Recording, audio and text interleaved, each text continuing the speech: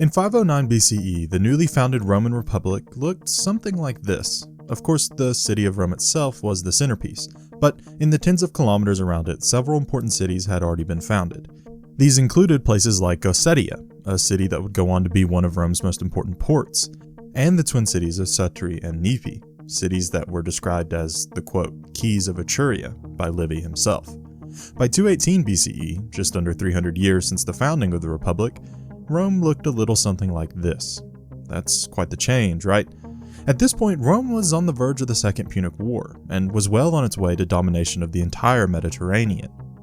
Again, we see several very important cities that Rome had taken over, including some cities that even today are important to the modern nation-state of Italy and even the world.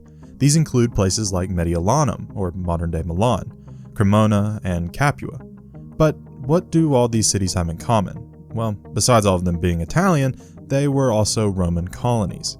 These colonies were instrumental in pacifying, organizing, and integrating newly conquered areas. In fact, it's inarguable that without this practice of colonization, Rome likely never would have spread far beyond the borders of Old Latium.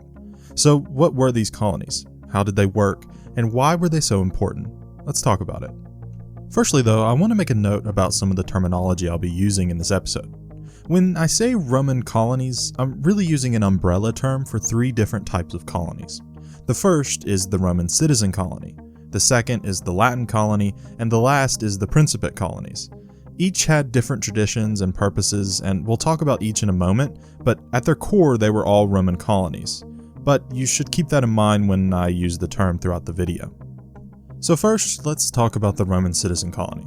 These were Rome's earliest colonies, with some even possibly dating back to the Roman kingdom. Typically the process looked a little something like this.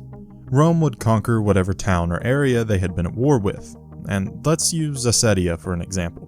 So Rome conquered Ficana, the original town where Assedia would be founded, and they took its people back to Rome, a fairly common practice for the time. This left the land around Ficana open for new settlements. The first order of business was to select 3 magistrates. These men were almost always members of the patrician class that were not in line to inherit lands or titles back in Rome itself. These 3 magistrates were called the triumvir, and were essentially the new rulers of the hypothetical colony. Next, these magistrates would begin the process of finding their colonists. Now, the process does get a little unclear here, but I'll try to walk you through it as best as I can. It seems that sometimes there was an actual application to be filled out where any Roman citizen, or even sometimes non-citizens, were allowed to apply for the opportunity to settle the new area. But there are also some examples of the magistrates either completely ignoring the application process, or even being simply told by the Senate to take a specified list of Romans.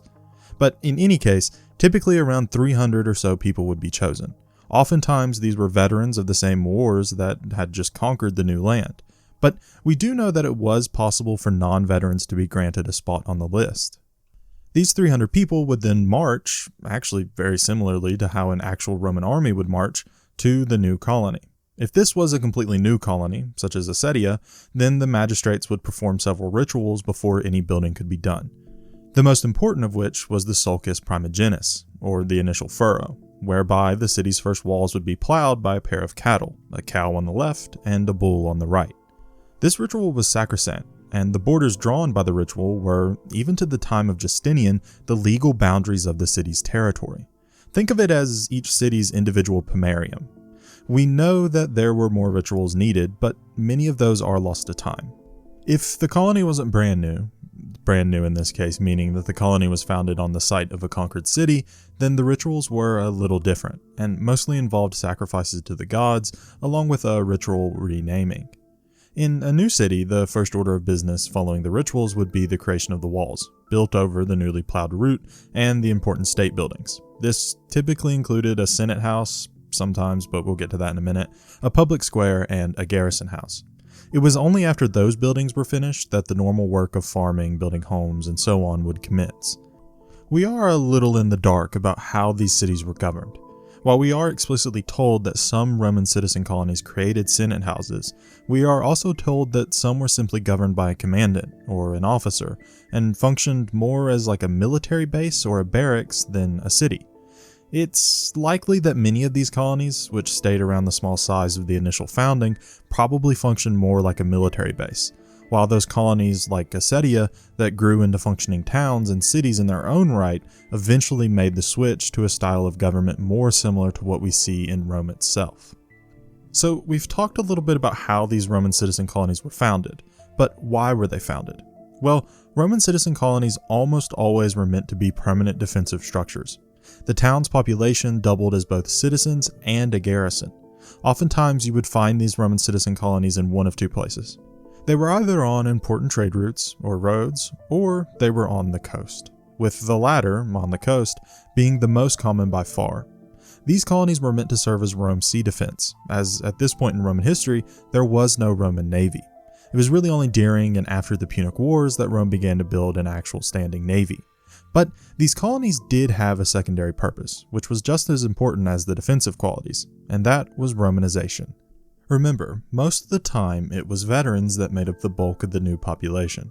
These veterans were also almost always single young men, and with very little or even no women joining the new colony, these single men looked to the local population for wives.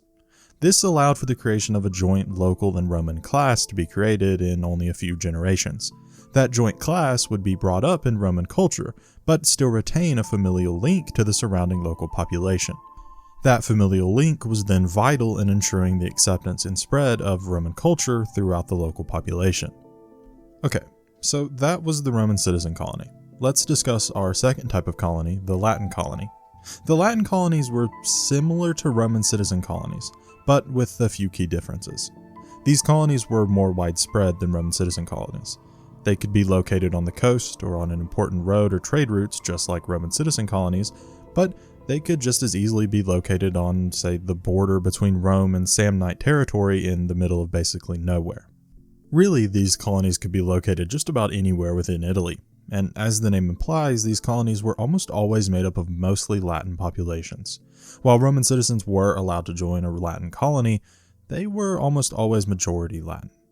These colonies were also much larger, with the typical founding population being somewhere between 2,500 to 6,000 families. It really was more akin to moving a whole town from one place to another. It really makes a lot of sense, as many Latin populations in Old Latium were being moved out of the area due to expanding Roman presence. Add to that the fact that the city of Rome itself was increasing in population and beginning to take up more and more of the resources in Old Latium. The Latins, and really the Roman government, were looking for somewhere else that they could go. These colonies were also not just settled for militaristic reasons. While that could be a reason for founding a Latin colony, and it probably often was early in Roman history, it was just as likely that the colony was settled to develop some economic interest.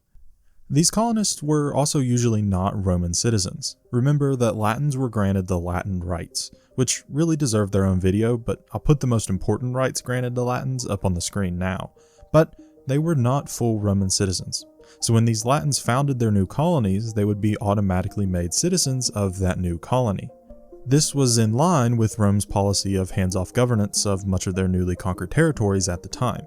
As long as these colonies paid their taxes, kept the peace, and remained loyal, they were basically given free reign of their city and even the surrounding area.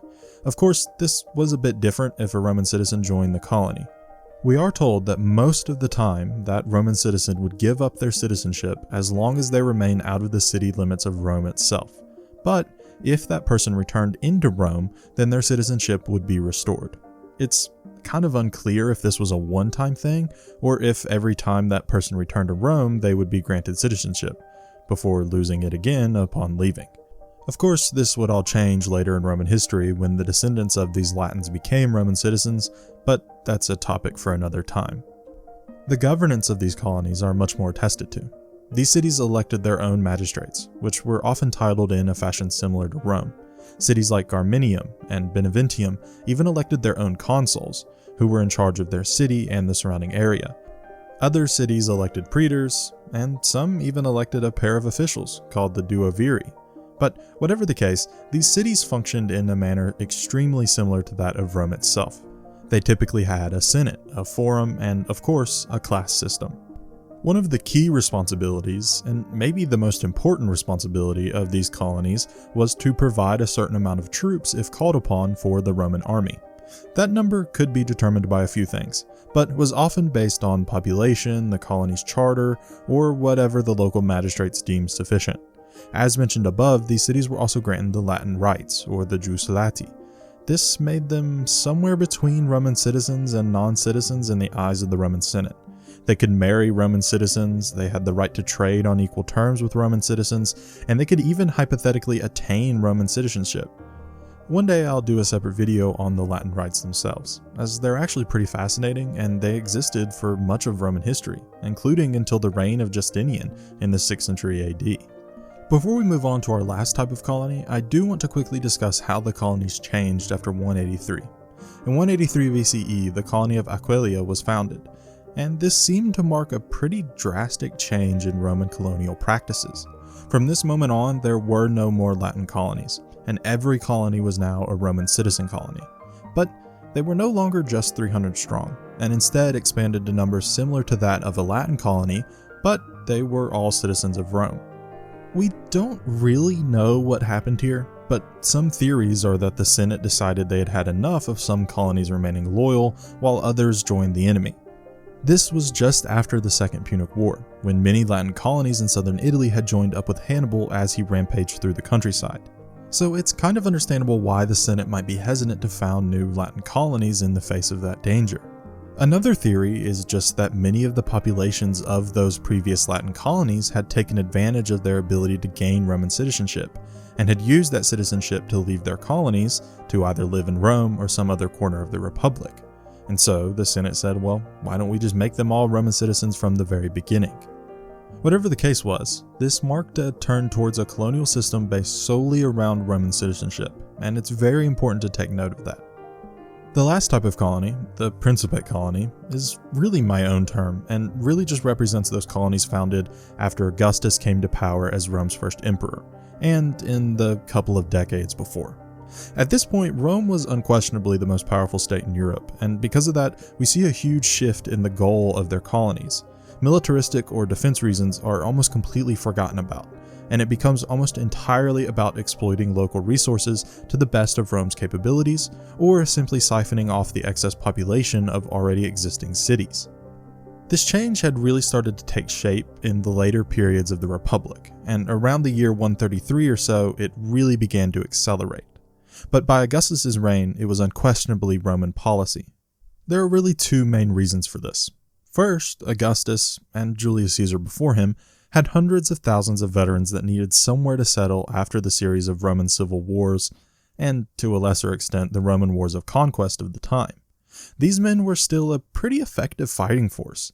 We see this when many of Caesar's veterans flocked to Augustus, or I guess really Octavian's banner, during his war with Antony. It was probably a good idea to keep these men happy. The issue here was that back in Rome, and really even all of Italy at this point, most of the good land was already occupied. And so, with nowhere to settle these men in Italy, Octavian, or Augustus, and Caesar were forced to look outside of Italy. And that ties in nicely with our second main issue, overpopulation.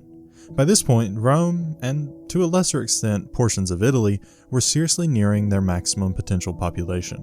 The urban poor of the city typically had no land, and often didn't even have a stable income.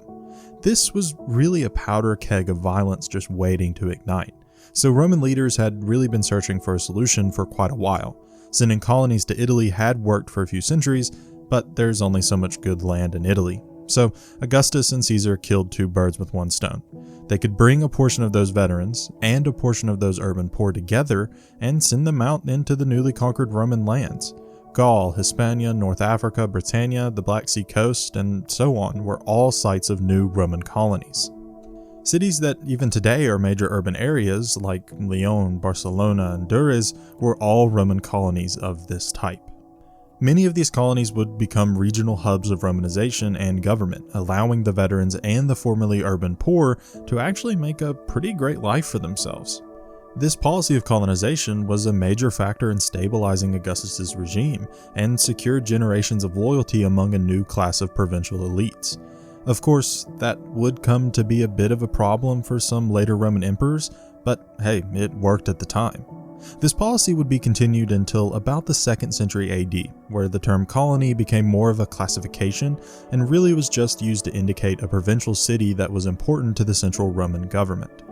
Roman colonies in all periods of Roman history played a major role in ensuring that Rome could defend their newly conquered territory. These colonies and their populations could defend an area or even simply send warnings of invasions back to Rome, which then allowed Rome to hold on to their conquests.